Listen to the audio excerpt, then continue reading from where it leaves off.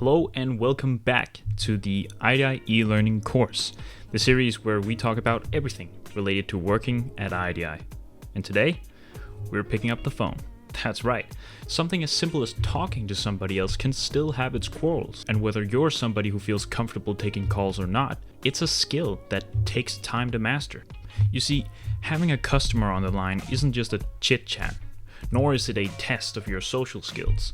I mean, sure, that can certainly help, but the important thing I want you to understand is that every time you pick up the phone, there are pieces of vital information that you need to ask for. Just like salespeople stick to a script, you have to stick to one as well. That's the only way to reliably receive information, as well as giving the customer a good experience. What is this vital information, you ask? Well, let's get into it. The most important things to ask for are as follows. Who's calling? Where are they calling from? Why are they calling? And how do we get back to them? These are the most important questions that you need answers to before you can hang up the line. And that's for your sake, but also your coworkers around you. Of course, this is the boiled down version as well, as the why usually leads to a bunch of other questions. Such as, for example, if they're asking to track an invoice number. They've lost an invoice. Well, then the why question would include things like the reference number or the date of dispatch. Or if they ask for what formats we support, if we assume that they're not even customers yet, well then naturally you would say every single one. You name it, we got it. Or, something like that.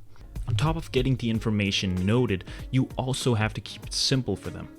Remember, if they're calling, they're likely way more confused than you are. So you gotta make sure they trust you by being firm, decisive, and clear in your tone and answers.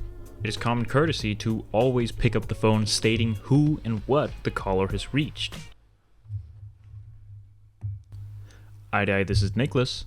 Works way better than going, you've reached iEDI's phone line on Bybjergvej 14. My name is Niklas Kirkeby Petersen.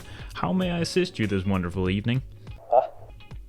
From here on out, you can go through all of the questions that we just discussed, almost like a checklist of talking points. Remember, who's calling, where are they calling from, why are they calling, and how do we get back to them? But I know what you're thinking, and that's totally fair. How can I, just some person sitting here in an office talking to himself on the phone, know anything about picking it up and actually speaking to customers? Well, for those of you who are especially skeptic, I have somebody else on the show. Please welcome Daniel. Det der er med det der, det er jo tit bogholder og sådan noget, der ringer ind. Og de har lidt svært ved at forstå alt det her EDI noget her. De ser det jo kun fra deres synsvinkel, så meget af det handler også om, at vi får forklaret dem på et sprog, de forstår, hvad der egentlig er gået galt, hvad der skal til for at løse det og så videre. De forstår mange gange ikke alt det her, så der er også noget pædagogik i det på en eller anden måde. So, to sum everything up, we know that taking a call is not about just being a good spokesperson, but actually about getting something very specific out of the caller.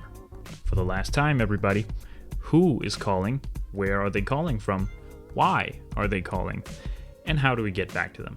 Simple as that. We hope this video helped you. If you want to learn more about taking a phone call or just being a supporter in general, I'd advise that you watch the example, which should be the video right after this one. In that example, we're going to be covering the basics of a phone call, going through the entirety of it from start to finish, and then talking about potential cases where these things might differ. And with that said, take care.